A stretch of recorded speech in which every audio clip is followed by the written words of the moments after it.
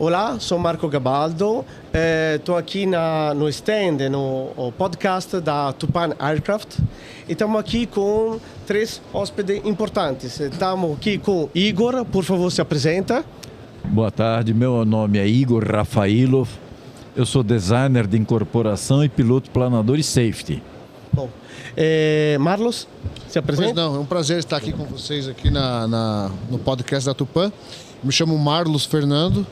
Eu sou da aviação já há 24 anos, voei na aviação agrícola, executiva, tenho 14 anos de linha aérea e hoje estou empreendendo, juntamente com o meu amigo aqui, Marco Gabaldo, empreendendo, homologando táxi e vendendo aeronaves.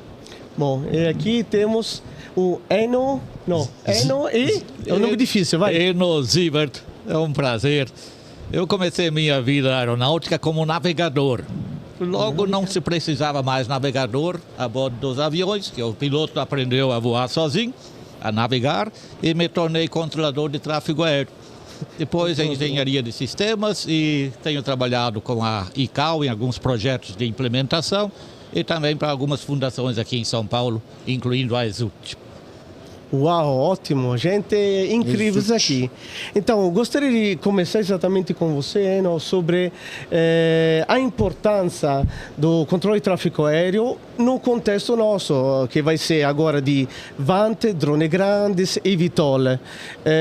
O que você acha, sugere, orienta futuramente como podemos resolver esse problema de tráfego aéreo? O que você sugere na sua experiência? Porque não é uma aeronave, não tem piloto, então não pode brigar com ele, tem que ter uma interação direta com a máquina. De que forma? Como você acha que podemos ter um futuro, garantir um futuro de um bom tráfego aéreo com esse tipo de aeronave autônoma? É uma questão bem interessante nos dias atuais, porque nós estamos no limiar de ver muito mais objetos querendo voar no mesmo espaço aéreo, onde antes tínhamos apenas aviões conhecidos por todo mundo.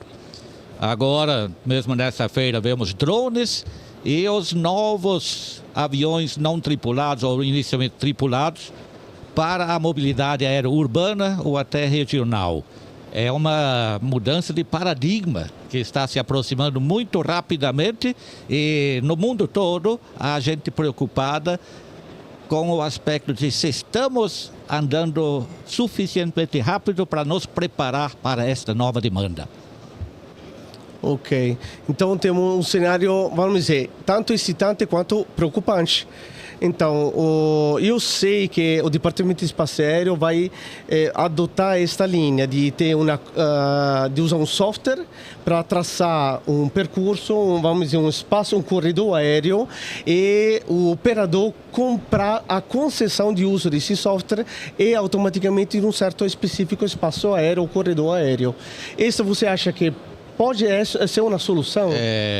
O começo dessas operações certamente segue uma linha bastante tradicional, que, no entanto, já sabemos que ela satisfaz por 1 ano ou 2, talvez até 3 ou 4, mas não é adequada para o médio e o futuro e o longo prazo, porque simplesmente a demanda será maior do que a capacidade de oferecer um serviço que mantenha a segurança operacional para muito mais operadores do que os que temos atualmente.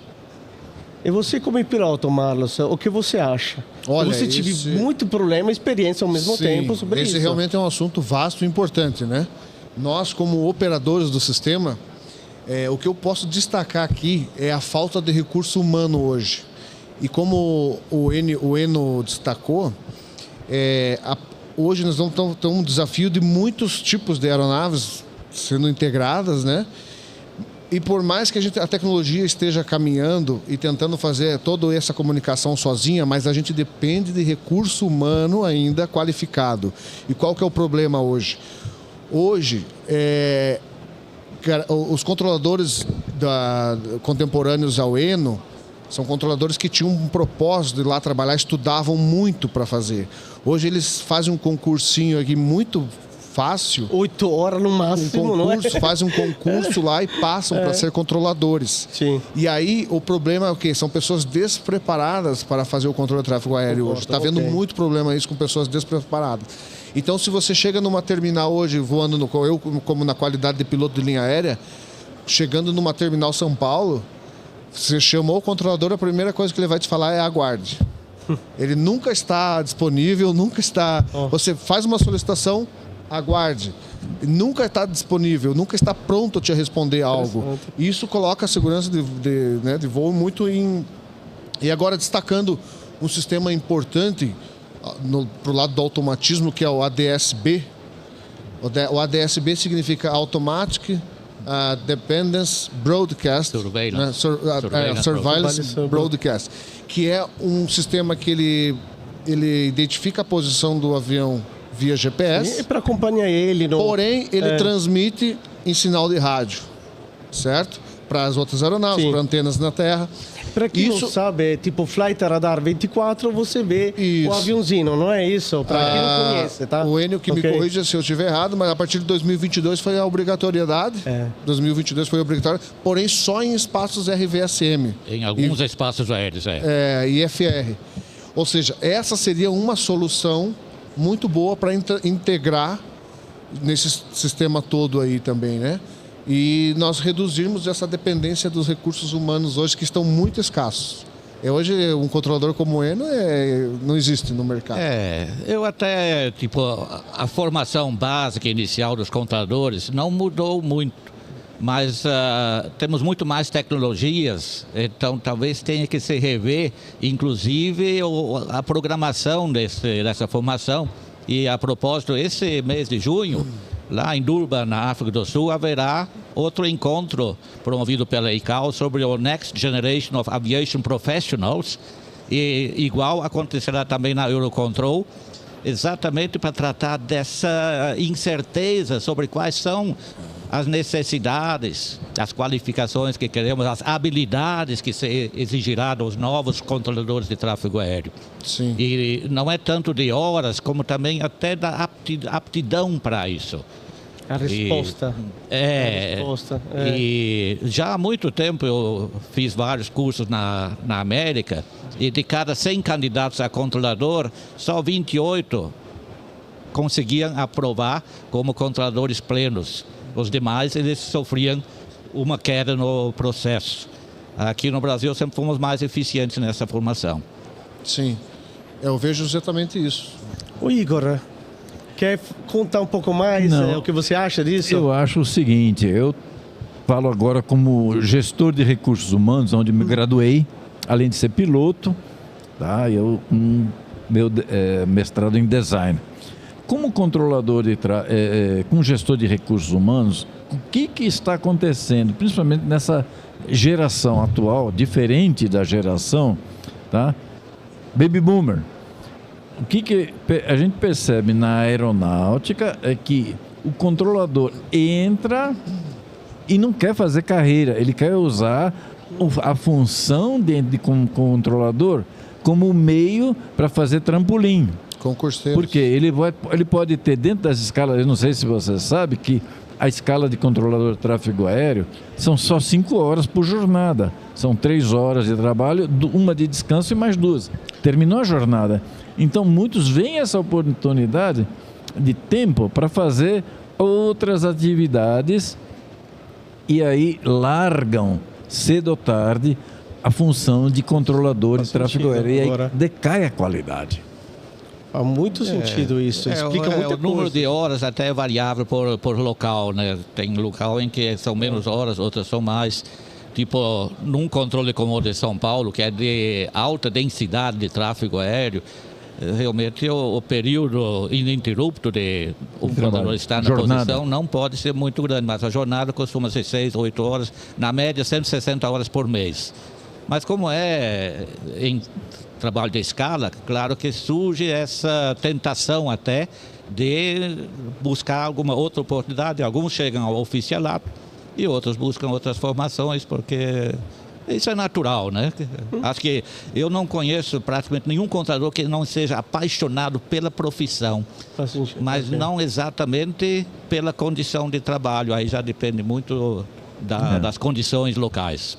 Podemos dizer, tipo, é o charme da aviação, mas ao mesmo tempo não gosta de ficar horas fazendo isso. As horas até é possível, mas a realização, principalmente financeira, não é satisfeito. Mas não é uma discussão só aqui do Brasil, é praticamente na América do Sul inteira, tem alguns lugares do mundo onde é realmente comparável a de piloto de linha aérea de primeira categoria, em que não há preocupação com nada, exceto em desempenhar o seu trabalho. Então isso provoca outra questão agora, porque se uno não é tão satisfeito, então está quase incentivando a automatizar mais ainda uma parte do sistema. Então, eles, pelo menos, eu acho que poderia contribuir ou sugerir como o sistema pode ser melhorado. Porque, por exemplo, a Tupã vai colocar transponder, porque são aeronaves não tripuladas, não são drones, são muito mais que isso. E precisa disso. Agora, como é que vai ser isso, diálogo, conversa, os protocolos de comunicação para aeronave desse tipo? Essa é outra questão. O que é que sugere isso? A automatização é um outro tema apaixonante. Porque ninguém tem dúvida que para atender essa maior demanda e sempre crescente demanda, nós precisamos de digitalização e bastante, talvez total automatização. O nosso dilema é que até hoje escrevemos nos planos de contingência que em caso de falha da automatização, o ser humano imediatamente tratará de assumir a responsabilidade para manter a segurança. Como vai ser possível isso se ele depende da automatização para dar carga, para atender aquela carga de trabalho? É um dilema grande. É verdade. Direito aeronáutico, direito civil e penal em cima de quê? De que se responsabiliza e quer jogar a culpa na máquina, mas na realidade a máquina é feita pelo homem. Então, de alguma forma, o direito aeronáutico ainda se aplica para afirmar que se responsabilizou pela confiabilidade da máquina. Sim. Então, isso é uma preocupação do direito aeronáutico que está um pouco atrasando a aprovação de algum tipo de sistemas. Mas, na realidade, a culpa é do programador ou de quem fez o algoritmo. Então, no fundo, é sempre o ser humano que pode ser ou não culpado do sistema.